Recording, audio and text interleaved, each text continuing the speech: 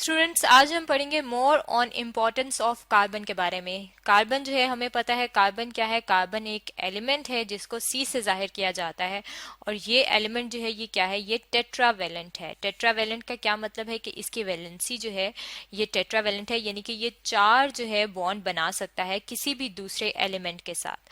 अब अगर हम बात करें किसी भी दूसरे एलिमेंट के साथ, तो वो हम पहले एलिमेंट्स देख लेते हैं जिनके साथ ये कंबाइन हो सकता है। तो कार्बन जो है वो किन किन एलिमेंट्स के साथ कंबाइन हो सकता है, वो है हाइड्रोजन, जिसको हम H से जाहिर करते हैं।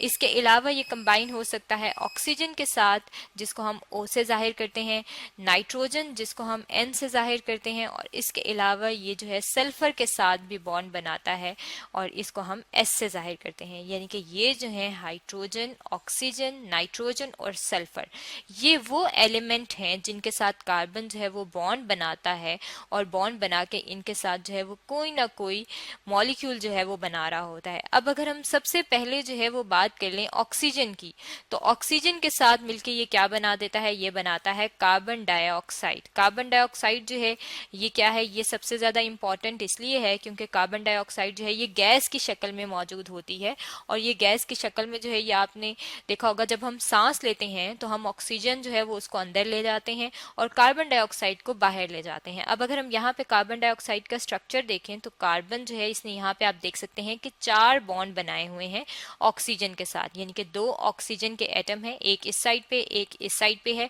और इसने क्या बना दिया है, कार्बन के साथ चार बॉन्ड बनाए हैं, यानी कि टेट्रावेलेंट है ये, और ये क्या है, कार्बन डाइऑक्साइड की शक्ल में मौजूद है। अब अगर हम इसके अलावा देखें कि कार्बन जो है वो किस तरह से बॉन्ड बनाता है, तो यहाँ पे आप अपने सामने जो है वो देख सकते हैं कि ये क्या है, यहाँ पे इसने ये दो मॉलिक्यूल्स बताए हैं। अब ये जो दो मॉलिक्यूल्स हैं ये किस चीज के हैं, एक तो है ये ग्लूकोज मॉलिक्यूल जिसको शुगर मॉलिक्यूल भी कहते हैं, और ये है फ्रक्टोज। ये फ्रक्टोज जो है ये भी शुगर मॉलिक्यूल है। ये किस में होता है, ये फ्रूट्स के अंदर होता है। और ग्लूकोज जो है ये जो, अगर आप ग्लूकोज का जो एनर्जी ड्रिंक पीते हैं उसके अंदर ग्लूकोज मौजूद होती है। अब ये जो दोनों ग्लूकोज और फ्रक्टोज हैं ये सिंपल मॉलिक्यूल हैं, यानी कि सिंपल सेकेराइड यूनिट इन्हें कहा जाता है, यानी कि मोनोसेकेराइड हैं। अब ये जो दो मोनोसेकेराइड हैं ये जो आपस में मिलते हैं, तो ये मिलते किस तरह से हैं कि अगर आप इसको देखें तो यहाँ पे ये जो कॉर्नर्स हैं, कॉर्नर्स का मतलब है कि यहाँ पे क्या होगा, यहाँ पे होगा सी। यहाँ पे हम लिख लेते हैं कि ये क्या है, ये सी और सी यहाँ पे है। यानी कि ये जो है जब दो आपस में सिंपल मॉलिक्यूल मिलते हैं तो उनके बीच में क्या होता है, उनके बीच में एक बॉन्ड बनता है जिसे कहा जाता है ग्लाइकोसाइडिक बॉन्ड। ये जो यहाँ से कार्बन से लेके बीच में ऑक्सीजन और फिर ये एंड पे कार्बन है, इसे कहा जाता है कि ये पूरा क्या है, ये पूरा ग्लाइकोसाइडिक बॉन्ड है। अब इस ग्लाइकोसाइडिक बॉन्ड में आप देख सकते हैं कि कार्बन ने किस चीज के साथ बॉन्ड बनाया है, ऑक्सीजन के साथ जो है ये बॉन्ड बनाया है, और ये जो आपस में लिंक हुए हुए हैं इसको कहा जाता है कि ये क्या है, ये ग्लाइकोसाइडिक लिंकेज है। और ये ग्लाइकोसाइडिक लिंकेज जो है ये क्या है, ये बहुत सारी जो हमारी फूड की मटेरियल होते हैं उनके अंदर मौजूद होता है। यानी कि जब आप दूध पीते हैं तो दूध के अंदर भी ये बॉन्ड जो है वो मौजूद होता है, क्योंकि दूध जो है यानी कि जो मिल्क है उसके अंदर जो शुगर मौजूद होती है वो भी इस तरह से दो सिंपल मॉलिक्यूल आपस में मिलते हैं और वो बनाते हैं एक बड़ा मॉलिक्यूल, जिसमें इस तरह से ये ग्लाइकोसिटिक बॉन्ड जो है वो मौजूद होता है, जिसमें कार्बन जो है वो ऑक्सीजन के साथ बॉन्ड बना रही है और उसकी दूसरी साइड पे भी कार्बन मौजूद है। अब अगर हम कार्बन की और देख लें कि किस तरह से बॉन्ड बनाते हैं, तो हमारे सामने जो है ये यहाँ पे क्या चीज मौजूद है, ये आपको पेप्टाइड बॉन्ड बताया गया है। अब इसमें आप देख सकते हैं कि ये जो पेप्टाइड बॉन्ड है ये कहाँ पे मौजूद होता है, ये मौजूद होता है प्रोटीन्स के अंदर।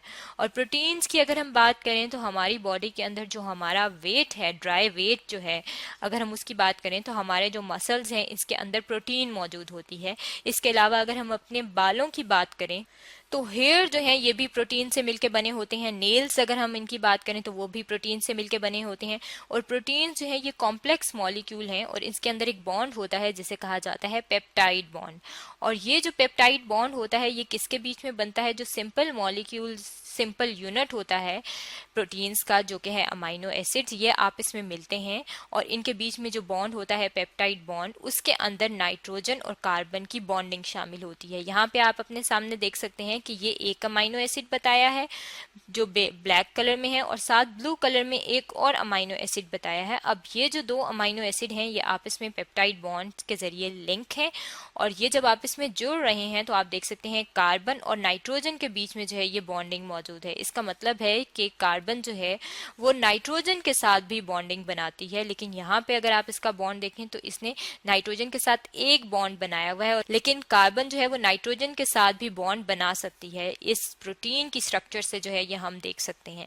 इसके अलावा अगर हम बात करें कि ये जो नाइट्रोजन है, इसके अलावा हम देखें तो यहाँ पे सल्फर भी मौजूद है। ये जो S है ये सल्फर को इंडिकेट कर रहा है। यहाँ पे हम देख लेते हैं ये जो है ये सल्फर है।